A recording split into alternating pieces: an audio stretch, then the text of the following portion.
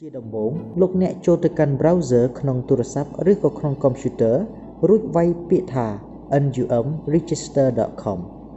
បន្ទាប់មកលោកអ្នកនឹងចូលដល់ទំព័របែបនេះដោយពុំទាន់មានឈ្មោះគណនីនៅឡើយលោកអ្នកត្រូវចុចពាក្យថាបង្កើតគណនីថ្មីលោកអ្នកអាចជ្រើសរើសសាខាសិក្សារបស់សាកលវិទ្យាល័យជាតិគ្រប់គ្រងដែលមានសាខាវត្តភ្នំឬសាខាវាលស្បូវបន្ទាប់មកសូមជ្រើសរើស Bachelor Degree លោកអ្នកអាចជ្រើសរើសជំនាញសិក្សាដែលលោកអ្នកចង់សិក្សាបន្ទាប់មកសូមជ្រើសរើសពេលសិក្សារួចបន្តបំពេញនៅចន្លោះព័ត៌មានដែលដាក់ជូន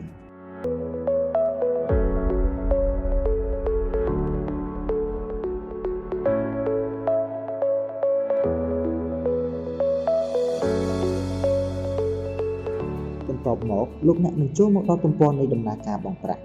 ហើយលោកអ្នកក៏អាចពិនិត្យមើលនៅព័ត៌មានផ្ទាល់ខ្លួនដែលបានបញ្ចូលឬក៏អាចធ្វើការកែឬបន្ថែមនៅព័ត៌មាននៅក្នុងចន្លោះដែលខ្វះខាតលោកអ្នកត្រូវប្រើប្រាស់លេខទូរស័ព្ទជាមួយនឹងលេខសម្ងាត់របស់អ្នកដើម្បីធ្វើការ login ចូលគណនីចុះឈ្មោះ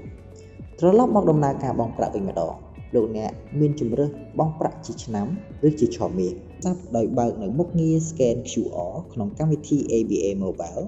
រួចធ្វើការ scan QR code និងបញ្ជាក់ការទូទាត់របស់លោកអ្នកជាការស្រេច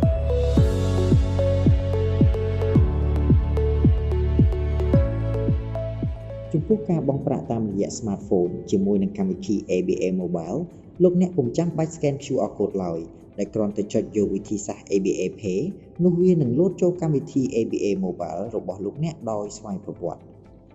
ដោយឡែកចំពោះសិស្សនិស្សិតដែលមិនមានគណនី Credit Debit ឬ ABA Mobile លោកអ្នកអាចធ្វើការចុះឈ្មោះតាមប្រព័ន្ធអេឡិចត្រូនិកនេះរួចក៏អាចមកសាកលវិទ្យាល័យដោយផ្ទាល់ដើម្បីបង់ប្រាក់ដូចធម្មតាដោយគ្រាន់តែបញ្ជាក់នៅលេខទូរស័ព្ទរបស់លោកអ្នកដែលបានបញ្ចូលនៅក្នុងការចុះឈ្មោះតាមប្រព័ន្ធខាងលើ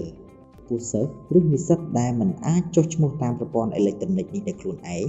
អាចមកសាកលវិទ្យាល័យដោយផ្ទាល់ដែលមានបុគ្គលិករងចាំចុះឈ្មោះជូនរួចអាចទៅបង់ប្រាក់ដោយធម្មតាបានសម្រាប់ព័ត៌មានបន្ថែមសូមចូលទៅកាន់ Channel Telegram របស់សាកលវិទ្យាល័យឬក៏អាចមកសាកលវិទ្យាល័យជាតិគ្រប់គ្រងដោយផ្ទាល់ដើម្បីសាកសួរព័ត៌មានដោយ